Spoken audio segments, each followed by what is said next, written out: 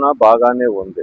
మొట్టమొదట చెప్పుకోవాల్సి వస్తే ప్రజాస్వామ్యబద్ధమైన పాలన సాగుతూ ఉన్నది. గతంలో ఇలా కాదు. అసలు ఇలాంటి అభిప్రాయాలు చెప్పడానికి కానీ, బయట ఏదైనా సమస్యల మీద నిరసన తెలియజేయడానికి కానీ అవకాశం ఉండేది కాదు. ఒక రాక్షస అణిచివేతలాగా జరిగేది అనమాట. మీరు ఇప్పుడు చూడండి, రోడ్ల మీద ఎక్కడైనా సరే ప్రతిపక్ష పార్టీ బ్యానర్లు కనిపిస్తున్నాయి, పోస్టర్లు కనిపిస్తున్నాయి. అదే అంతకుముందు పరిపాలనలోనే పోస్టర్లు పడడం కూడా భయపడేవారు.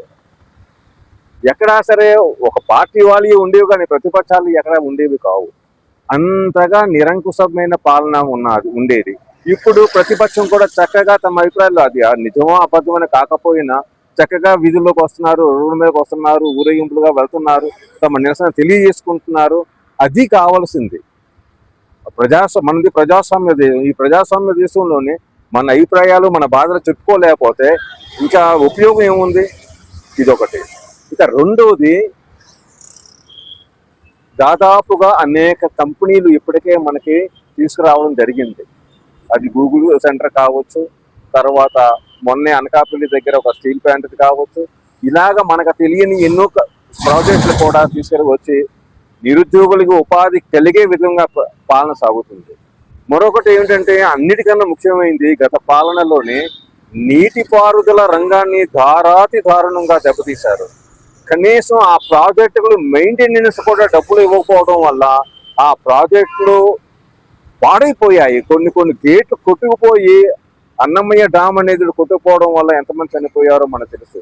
కనీసం ఎంతసేపు మన ప్రజలకి డబ్బులు ఇచ్చాం అంటే, రోడ్లు లేకపోతే ప్రజలు ఎలా వెళ్తారు? ప్రాజెక్టులు లేకపోతే రైతాంగం ఏ విధంగా బాగుపడుతుంది?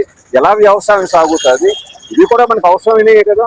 ఎక్కడ జరగలేదు. ఇప్పుడు చక్కగా రోడ్లు అభివృద్ధి, కొత్త రోడ్లు వేస్తున్నారు, రోడ్ల అభివృద్ధి జరుగుతూ ఉంది. అలాగే నీటిపారుదల రంగానికి కూడా ఎంతో నిధులు కేటాయించి వాటిని పూర్తి చేసే విధంగా వెళ్తున్నారు.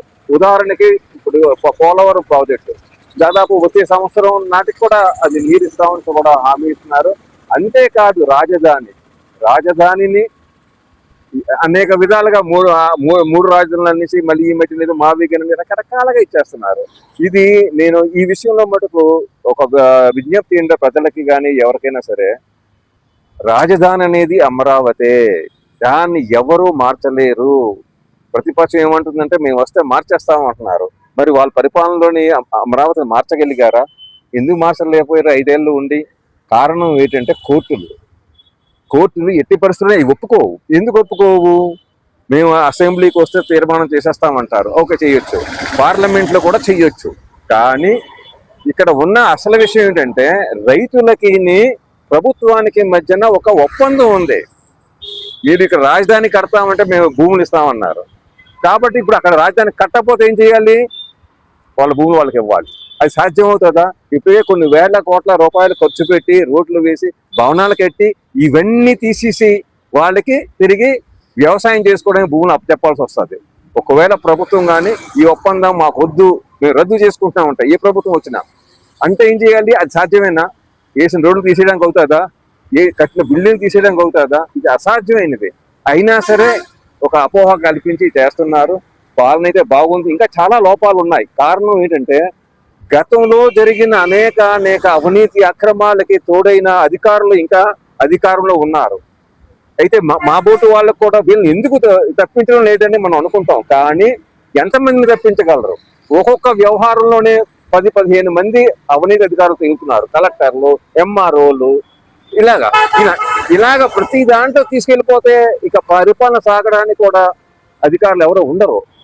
మరి వాళ్ళని తప్పించడం లేము, ఉంచుకొని చెయ్యాలి అంటే వాళ్ళు కూడా కొన్ని తప్పుడు పనులు ఎప్పటికైనా ప్రతిపక్షానికి లాభం కలిగేలాగా, ప్రభుత్వానికి చెడపేరు వచ్చేలాగా కూడా కొన్ని జరుగుతూ ఉన్నాయి.